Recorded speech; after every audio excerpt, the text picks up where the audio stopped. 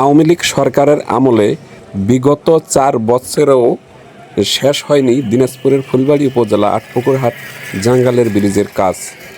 একটা ব্রিজের কাজ সম্পূর্ণ শেষ হতে 4 বছর লাগে, এটা আমার জানা ছিল না, এখানেই প্রথম দেখলাম। অবশেষে উপদেষ্টা সরকারের আমলে ব্রিজের কাজ সম্পূর্ণ হলো, মানুষ চলাচল করতে পারতেছে। এলাকার জনসাধারণ অনেক খুশি বর্তমান। আপনারা দেখছেন চলাচল করছে। সাইড সাপোর্টের কাজ কিছু বাকি আছে। হ্যাঁ, চালু হয়েছে তো। এটা কবে থেকে চালু হলো? কালকে থেকে। কালকে থেকে কাল থেকে চলাচল শুরু হয়ে গেছে ব্রিজ দিয়ে। আপনারা দেখছেন দিনাজপুরের ফুলবাড়ী উপজেলা আটপুকুরহাট জাঙ্গালের ব্রিজ থেকে দেখানোর চেষ্টা করতেছি।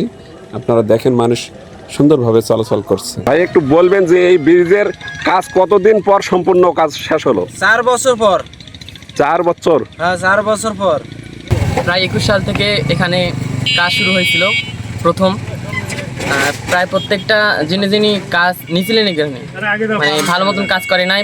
এখানে অনেক কাদা, অনেক মানে বন্যার সময় আর কি অনেক কাদা সম্মুখীন হতে হয়, গাড়ি চলাচল কষ্ট হয় পাশের রাস্তা দিয়ে। আলহামদুলিল্লাহ এখানে সরকার চেঞ্জ হওয়ার পর এবার ব্রিজটার উপর দিয়ে যাওয়া হচ্ছে আর কি। আপনার বাসা কোন এলাকায় হচ্ছে? আমরা গ্রামে। তো আপনাদের অঞ্চল থেকে ফুলবাড়ি যাতায়াতের রাস্তা এটা তো মিম সদর রাস্তা, তাই নয়? হ্যাঁ।